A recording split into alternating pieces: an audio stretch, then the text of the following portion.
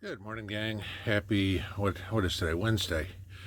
So, nice sunny day out, Tuesday, obviously. Uh, but I thought I'd show you something today. Now, not a original idea by any means, okay? But might be something that people aren't familiar with. And as we get into gardening season, and I love to do my gardening, kind of wanted to show you a good, quick, money saving tip that is also a lot better quality for half the money. So what I want to talk about was tomato cages, right?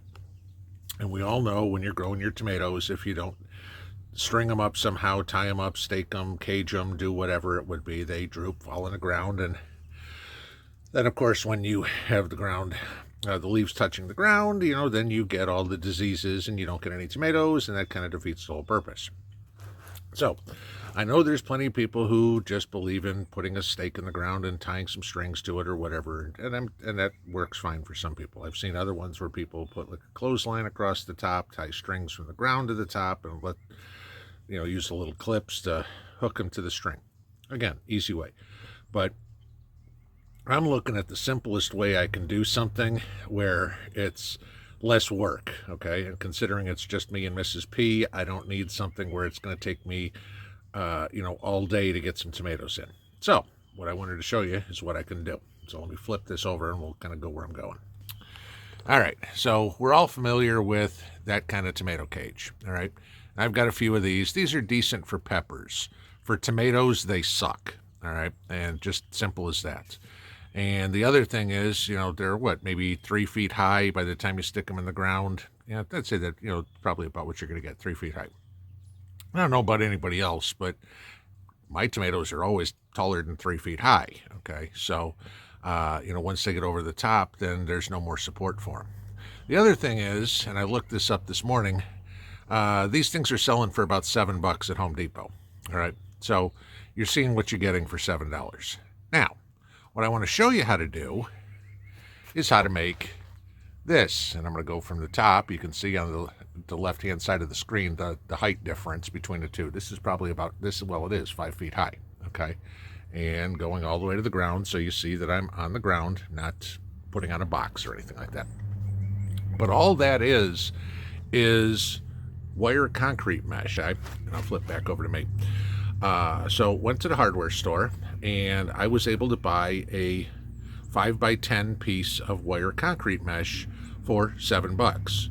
Out of each one of those 5x10 pieces of concrete mesh or remesh, I can make 2 cages. And as you can see, there's a whole lot more support for the tomatoes, and they're a whole lot bigger. So I'm going to show you how to put these things together. It takes about 10 minutes, pretty easy. So let's go over to the next spot and I'll show you the steps. All right, so I moved out into the yard here, and real rough here, guys. Okay, so I'll flip this over again and you'll see what we need to do this. So, of course, there laying on the ground is a 5 foot by 10 foot piece of remesh. You're going to need a whopping 2 tools for this. Set of bolt cutters, I find, works the easiest to cut this. If you want to, you could use a set of wire cutters or something like that, but getting through this remesh is a little tough. Bolt cutters make it easy. And the other thing you need is some simple needle nose pliers. That's the extent of the tools. All right, so I'm going to try to set this here, see if I can show you what I'm going to do here. So let me count it off. 1, 2, 3, 4, 5, 6, 7, 8, 9, 10.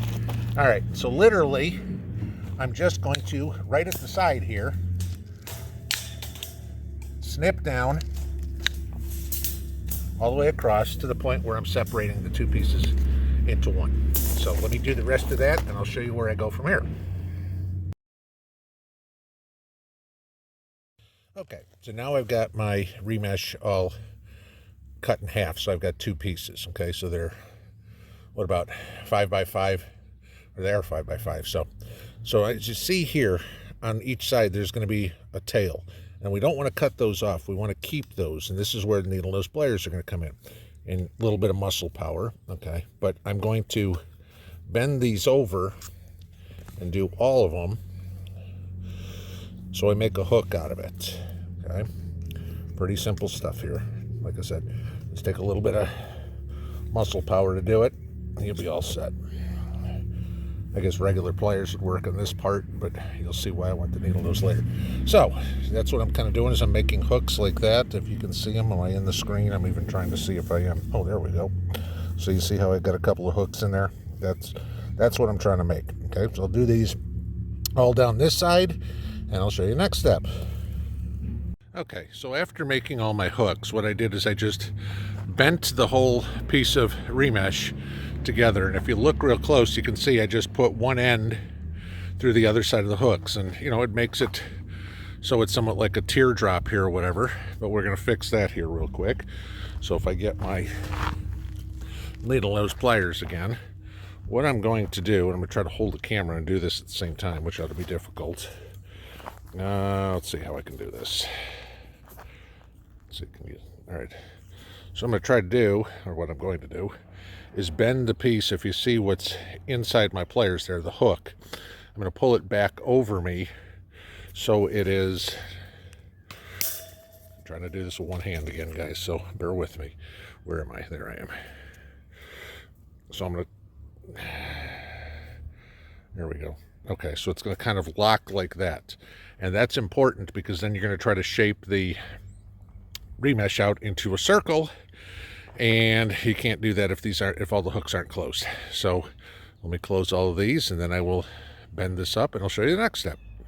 Okay, so I've bent all my hooks, as you can see there, so they're kind of locked, and then I just push down on the whole thing to kind of round it out. You're not going to get a perfect circle, all right, but trust me, the tomatoes don't care. Okay, they're looking for the support more than anything else. But what you will notice is traffic going by all the time. What you will notice is, obviously, because you're trying to put everything together, you're going to have one hook up here on top that is on top of the other one, so there's nowhere to connect it, okay? Which is fine, because that's the side you're going to take your bolt cutters to again, and you're going to cut off that whole top ring. And again, so I'm putting my, I can open these things, putting my bolt cutters right up to the top there and cutting that off, because what I want to leave is this whole stake right here. Let me cut all that off and I'll show you why. All right, so now what I've done is this piece in my hand here, that's that whole top ring. Okay, that's just going to be trash. But the reason we do that is because the tomato cage is upside down.